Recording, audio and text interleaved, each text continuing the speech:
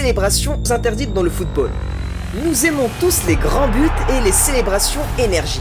Mais avez-vous déjà pensé à une célébration qui pourrait vous faire bannir à vie? Un pays entier qui vous déteste, où les fans commencent à vous jeter des ordures? Non? Attendez pour découvrir. Tout d'abord, qu'est-ce qu'un joueur peut bien faire sur le terrain pour être banni à vie? Yorgos Katidis pourrait avoir une réponse simple à cette question compliquée. Le milieu de terrain de 20 ans jouait pour Athènes contre Veria en 2013 lorsqu'il a marqué un but brillant. Cela serait resté brillant pour lui s'il n'avait pas enlevé son maillot et fait ceci.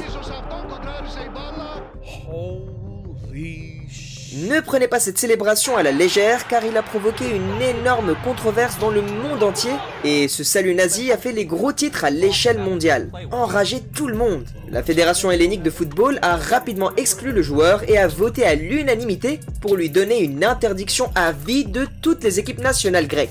C'est fou, non? Mais ça ne fait que commencer avec cette liste et le prochain est Cristiano Ronaldo. Je n'aurais jamais pensé que Ronaldo figurait sur une telle liste. Mais en 2019, les choses sont devenues assez intenses pour Ronaldo et son équipe Juventus lors de la Ligue des Champions. Ils étaient menés 2-0 contre l'Atlético Madrid au match aller des huitièmes de finale. Ronaldo, étant l'amoureux du défi qu'il est, a pris la responsabilité de sortir son équipe de sa misère. Au match retour, il a marqué 2 superbes têtes en première mi-temps pour égaliser le score. Jusqu'ici, tout va bien. Mais ensuite est venue cette célébration pour se moquer de... Diego Simeone. Bien que les fans auraient aimé ça, plusieurs personnes, y compris l'UEFA, ont levé les sourcils à cette célébration sauvage. La Juventus a remporté le match, mais Ronaldo a été frappé d'une amende de 23 000 $ pour sa célébration exagérée. Mais ce n'était pas aussi exagéré que de se moquer d'une race entière avec votre célébration. Notez le nom Issa Alexander. Tout le monde se demandait quelle était cette célébration jusqu'à ce que tout le monde comprenne. Et ce n'était pas du tout cool. En 2020, il y a eu un peu de remue-ménage quand Issa Alexander, jouant pour Persepolis contre Pactacor, en quart de finale de l'AFC, il a réalisé une célébration que certains ont trouvée racialement insensible. Les conséquences étaient sérieuses. L'AFC, la Confédération Asiatique de Football, a pris une position stricte. Alexander a été exclu du tournoi et a reçu une amende de 10 000 $ et pour couronner le tout, il ne pouvait pas jouer au football pendant 6 mois en raison d'une suspension de football. Mais ce n'est rien comparé à ce qui est arrivé à la légende de Liverpool, Robbie Fowler, pour avoir fait ceci. La seule controverse dans une autre carrière incroyablement brillante, mais Fowler a décidé de la faire ressortir. Lors du derby chaud de Merseyside contre Everton, après avoir marqué un but, Fowler a porté les choses à un tout autre niveau. Il est tombé à 4 pattes et a mimé le fait de sniffer des substances sur la ligne de touche, mais la célébration avait une histoire de fond. Les fans d'Everton avaient accusé Fowler de consommer des drogues. Et c'était ça sa réponse. Qu'il y ait ou non une part de vérité dans l'accusation est discutable, mais ce qui n'est pas discutable, c'est que son propre club n'a pas apprécié le geste. Fowler a fini avec une lourde amende de 60 000 livres et une suspension de 4 matchs. Le manager de l'époque, Gérard Houllière, a fameusement affirmé qu'il imitait simplement une vache mangeant de l'herbe, ce qui est aussi absurde que notre prochain joueur sur la liste.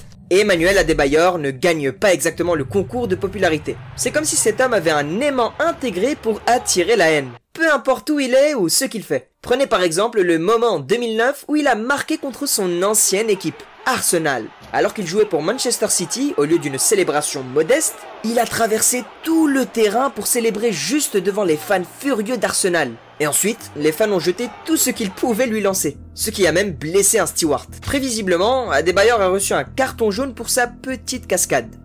Et dans le même match, il a décidé d'écraser son ancien copain Robin van Persie, se méritant une suspension de 3 matchs. Mais ce n'est même pas proche du prochain joueur qui s'est réveillé un jour et a choisi le chaos.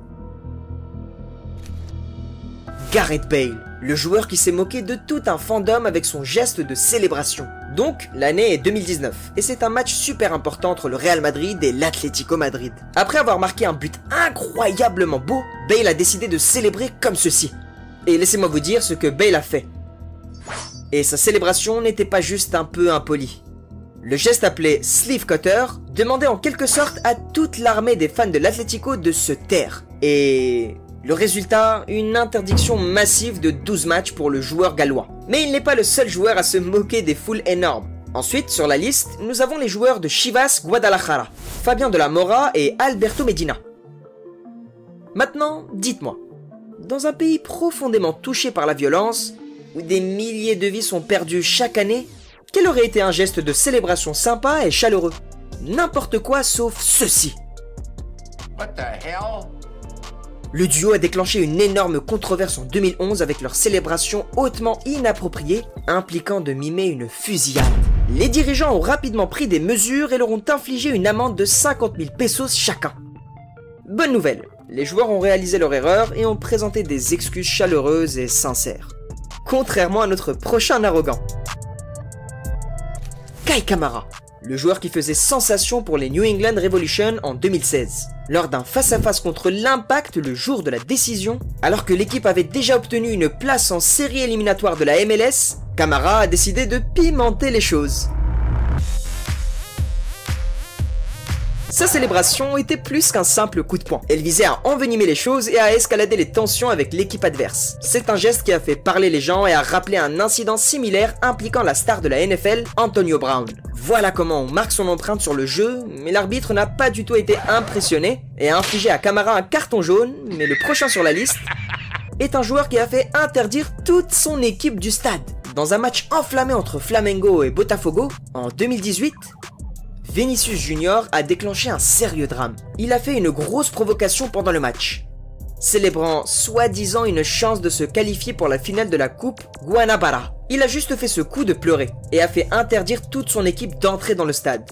Pour toujours. Alors, qu'est-ce qui était si douloureux dans cette célébration? Apparemment, en 2008, Botafogo a subi une défaite embarrassante et les joueurs ont fini par pleurer en conférence de presse sur l'arbitrage. Et Vinicius les a littéralement ridiculisés avec ce coup. Plongeons maintenant 10 ans en arrière. Un match entre Aston Villa et Tottenham en 1996 a pris une tournure bizarre. Mark Bosnich, un ancien gardien de but de Manchester United, a décidé de célébrer d'une manière qu'a fait dire à tout le monde « Mais qu'est-ce qu'il fait ?» What the hell? Il a pensé que c'était une bonne idée de faire une imitation d'Adolf Hitler. Juste là, sur le terrain. Pas cool. Surtout que beaucoup de fans de Tottenham dans la foule étaient juifs. Prévisiblement, les gens étaient furieux et l'ont beaucoup critiqué. Les autorités du football n'ont pas traîné non plus et lui ont infligé une amende de 1000 livres. Eh bien, étant donné que Mark est le gars qui a été surpris devant un striptease 5 heures avant son mariage, eh bien, il a été viré de Chelsea après avoir été testé positif à la consommation de substances et connu pour ses penchants nazis. Bosnich s'en est sorti assez facilement, contrairement à notre prochain joueur. Mais imaginez une célébration qui tourne à l'échec épique et vous envoie à l'hôpital. Maintenant, nous savons. Seules quelques personnes dans le jeu peuvent réussir les combos de sauts périlleux avant et arrière, comme Lomana Lualua. Mais des sauts périlleux 10 fois de suite ont été écourtés à Portsmouth. En célébrant un but, il s'est blessé à la cheville lors d'un atterrissage. Quelque chose de similaire est arrivé à notre prochain attaquant argentin aussi qui a passé 8 semaines à l'hôpital à cause de sa cascade ratée. Lors d'un match avec le LA Galaxy en septembre 2008, Fabian Espindola a marqué une tête impressionnante et a célébré avec ses acrobaties habituelles, finissant par se blesser à la cheville. Cerise sur le gâteau, le but a été annulé pour hors-jeu. Et ce n'est pas tout, la blessure l'a fait rester au repos pendant 8 semaines entières. Donc, il est resté hors du terrain. C'est beaucoup trop pour une célébration de but. Je veux dire, une non-célébration de but. Je pense que l'embarras est meilleur que de recevoir des menaces de mort, n'est-ce pas? Paul Gaza Gascoigne, connu comme l'un des meilleurs joueurs anglais de son temps et assez populaire, s'est retrouvé dans une situation délicate après sa célébration à la flûte lors du derby Old Firm 1998 entre les Rangers et le Celtics. Ça a attiré l'attention de tout le monde. Pour que vous sachiez, la flûte symbolise les marches de l'ordre d'Orange du loyalisme en Écosse, un groupe qui s'oppose à la croissance du catholicisme dans le pays. Maintenant, ce que Gascoigne a fait, c'était de jouer de la flûte juste devant les fans du Celtics. Il n'était pas surprenant que, lorsque son club et l'association de football écossaise sont tombés sur lui, ça lui a infligé une amende de 20 000 livres. Et comme si ce n'était pas suffisant, Gascoigne a reçu des menaces de mort de l'IRA dans les jours qui ont suivi, prouvant le fait que ce qui peut sembler inoffensif peut se transformer en un sérieux problème. Exactement ce qui est arrivé à Bentner. Alors, pendant l'Euro 2012, lors du match Danemark contre Portugal, nous avons vu quelque chose que nous ne voulions probablement pas voir.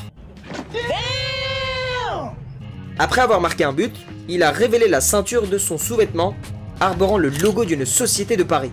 coup malin, non? Eh bien, les dirigeants n'ont pas été impressionnés par cette astuce marketing effrontée, ce qui a obligé Bentner à payer une lourde amende de 135 000 $. Et il a été suspendu pour un match. La grande question est pourquoi Bentner a été contraint de payer une amende si énorme? Vous trouverez la réponse dans Choses interdites dans le football. Alors cliquez dessus pour découvrir.